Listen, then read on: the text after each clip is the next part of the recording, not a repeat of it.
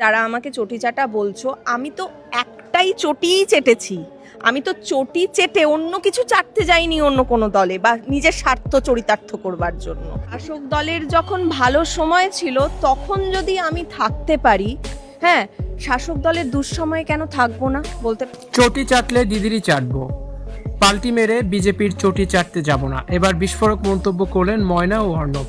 Tollywood থেকে রাজনীতি সবখানে এখন দলবদল আর পোল্টি মারার হিড়িক, কিন্তু এই স্রোতের বিপরীতে দাঁড়িয়ে এক বিস্ফোরক মন্তব্য করে বসলেন টলিউড অভিনেত্রী ময়না মুখার্জি এবং অভিনেতা অর্ণব ব্যানার্জি। তাদের এই মন্তব্য নিয়ে সোশ্যাল মিডিয়ায় ব্যাপক তোলপাড়। অর্ণব ও ময়না দুজনে অত্যন্ত স্পষ্ট ভাষায় নিজেদের রাজনৈতিক অবস্থান পরিষ্কার করেছেন। নেটিজেনদের একাংশ তাদের চটি চাটা বলে কটাক্ষ করায় তারা পাল্টা জবাব দিতে গিয়ে অর্ণব বলেন, আমি তো একটাই চটি চেটেছি, নিজের স্বার্থ চরিতার্থ করার জন্য অন্য কিছু চাটতে বা অন্য দলে যায়নি। তিনি আরও যোগ করেন যে রামায়ণ ভারত যেমন শ্রীরামচন্দ্রের চটি বা পাদুকা মাথায় নিয়েছিলেন, মমতা বন্দ্যোপাধ্যায়ের অনুগামী হিসেবে তারা সেই ঐতিহ্যই পালন করেছেন এবং এতে তাদের কোনো লজ্জা নেই। অভিনেত্রী ময়না জানান, সুসময়ে যেমন দিদির পাশে ছিলেন, দুঃসময়েও তেমনি থাকবেন। সুযোগ বুঝে বা ক্ষমতার লোভে বিজেপিতে গিয়ে ফায়দা লুটবেন না। তাদের দাবি, ক্ষমতার পরিবর্তনের সাথে সাথে যারা রং বদলাচ্ছে তারা আসলে সুবিধাবাদী।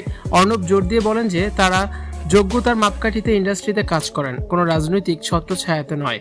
2001 সাল থেকে বাম জামানাতেও তারা কাজ করেছেন এবং ভবিষ্যতেও কাজ করবেন।